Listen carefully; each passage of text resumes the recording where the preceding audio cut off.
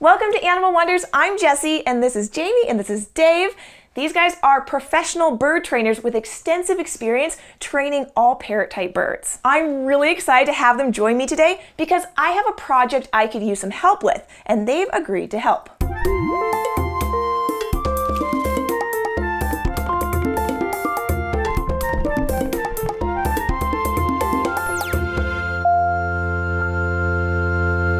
Jamie, Dave, we've actually never met until right now today, but I've enjoyed watching your videos, and you do this all the time, helping people with their bird problems? Yeah, we're actually professional parrot trainers, so a big part of our business is doing consultations with just the average bird owner, as well as we do theme park shows, and we perform all over the world with our flock. So we've been probably to more than 20 countries already with our birds. The birds have been to about 20 countries, and we've been around 75 countries, 6 continents with our show, and so the birds get to go to a lot of that with us, but of course not all of it. Through our company, BirdTricks.com, we're able to travel not only for helping people with consultations and free flight, but it's also merged a little bit with the magic, so we use and get to work with our birds in our shows, and then other clients like David Copperfield have hired us to go out to his own private islands to train him with his parrots. So the worlds have kind of meshed together in a really unique way. It sounds like you've worked with birds a lot more than I have. So, are you ready for my bird problem? Yes, definitely. Okay, all right. Now, some of you may know our very cheeky and talkative Quaker parrot, Chopsticks. Chopsticks and I have not been getting along lately,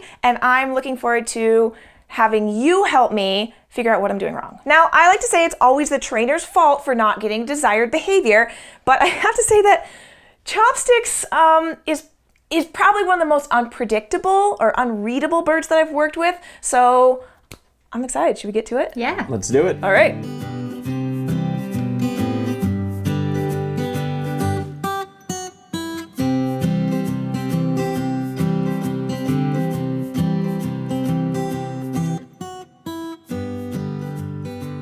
Target training is when you get an animal to touch a certain body part to a certain object. And so what we're going to ask him to do is touch his beak, hopefully like just like a soft little bite, I guess, to the end of this little stick. And let's see if I don't want him to fly again. Yeah. So do you think that he is going to be able to overcome the fear of the target over here, or do you think it's going to keep startling him? I think it's going to keep startling him. I'm wondering if instead of using a stick, we could use something else. Which one would he be less fearful of? Either? Anything? I think the bigger one. Bigger one? Yeah, because he steps up on sticks all the time. Nice. Good boy.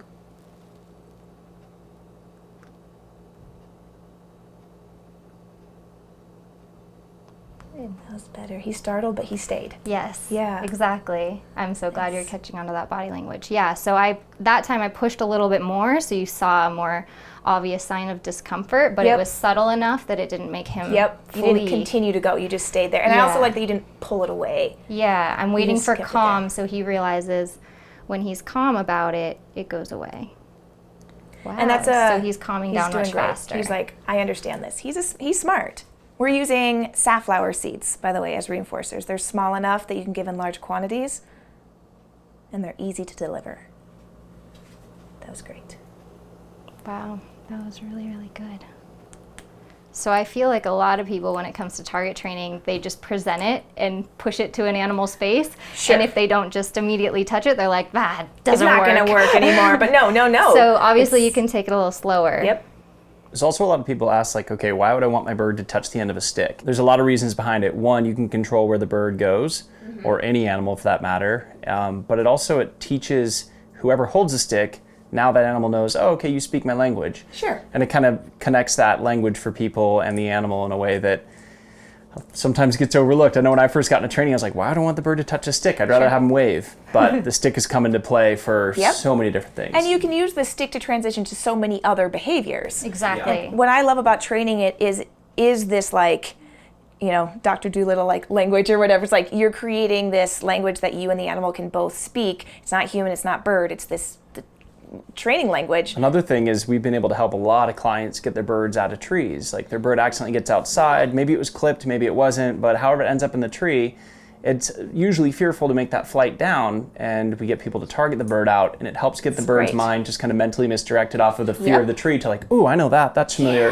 and they come down and work for it. So for people that are watching this, that don't have other bird experience, and they're like, why would I want my bird to touch the stick? I mean, the list of reasons is infinite. He's just a lot A little calmer avoidance, overall. though. A little bit. He's little like, bit. doesn't know that he's supposed to touch it. I feel No. like he just thinks he's supposed to ignore it or tolerate it, yeah. which was the initial plan. Just overall in his demeanor, he's calmer. He does seem more tired. He's eating way slower. Yes, food motivation might. It's going down. plummet. Let's give him a break 'Kay. and let him chill here, because he also doesn't know that this is a cool, safe place Yes, yeah. to be. Because this is new for him too, so we're overcoming a lot of stuff, but let's give him a break and let 'Kay. him just chill here.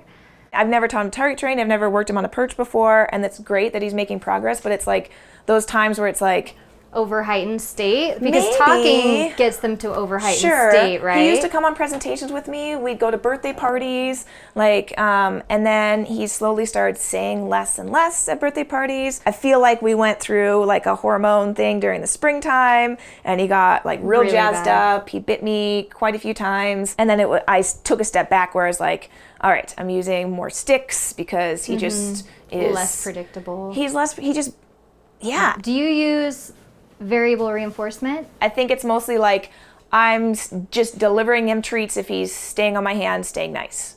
Are you extending the amount of time? Probably not, because I'm focused on talking. Okay, so Yeah. you're trying to keep him distracted Yeah, almost. I think so. Okay. I think it's more just and like, I think what it does is it almost makes him less patient with you, I agree. and he's like, deliver it faster. Yes. Agreed. And Agreed. so instead of training him to be patient and calm, I'm training him to you're get training more and him more to be anxious. anxious. Yes. Got it. Does he take baths? So I do showers. I do misting in the enclosures with not a pump, but a misting one. Yeah. And he doesn't like it, but I do it anyway. Yeah. And I do it when he's molting often, and then they get it every 2 weeks. Birds are so super relaxed after a bath. I've found they're very Training relaxed. session after a bath. They want to just like preen and chill out. So if that's Okay. time you want to spend with him where he's mellow and you can click and reward for calm. So yeah, just more instances like this where you can get him calm and content, and you can just go over and give him a treat, and he's going to learn to go calm and content quicker. Yep. Versus Would you anxious. call this calm and content, or would you call this tired? I would call it a combination of both, because we pushed fear thresholds.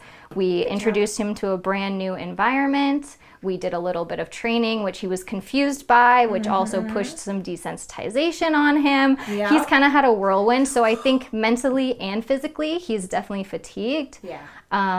But I also think he's calm, and he wouldn't be willing to be this calm if he was still stressed out or aggressive or anxious. Yep. But then you start doing stuff that messes with him.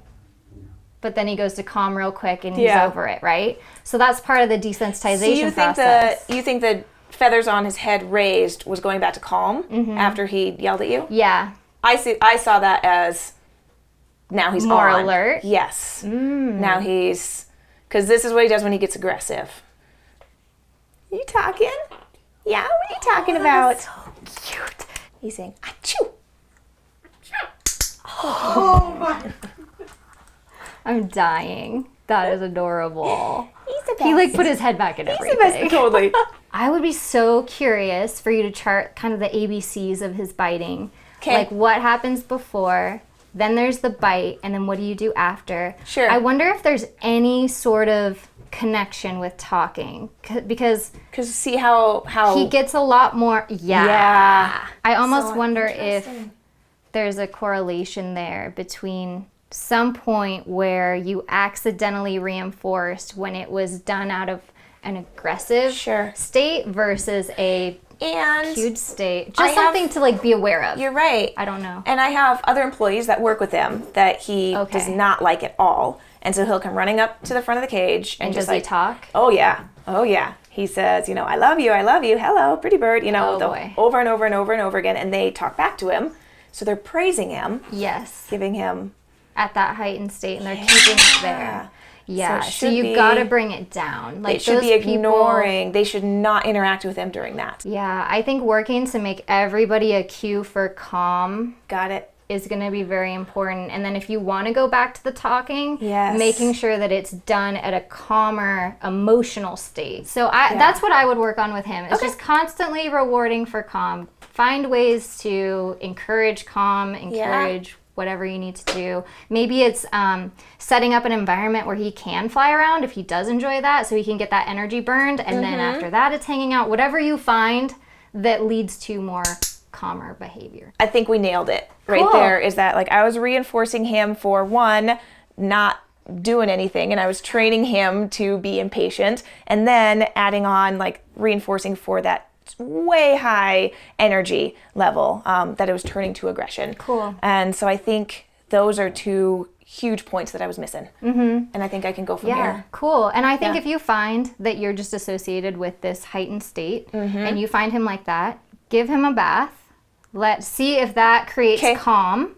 And then try target training when, like teaching the target training when he's wet and calmer. Great. Try to find something that makes him more calm so that you can have a successful session. Good idea. Don't let him learn to target at a heightened state, because I don't want him attacking or biting. Oh yeah. I want him gently touching, or I want it to be accidental. I want it to be like an accidental You know what would be bump. nice is if he kept his mouth closed and just touched the top of his beak. That would be great. That would be awesome. Thank you so much for helping me work through that. Chopsticks is going to hugely benefit from that, and so will I. So thank you so much. Yeah, I'm just excited that you invited us out here to work with you, and that we got to work with a Quaker, because now I'm very prone to them because I'm working with one at home. So I love this. I really loved it. So if you guys want to see her Quaker and all their bird adventures, you should check out their channel. It's called BirdTricks. And if you want to go on more animal adventures with us, subscribe to Animal Wonders Montana, and I'll see you next week.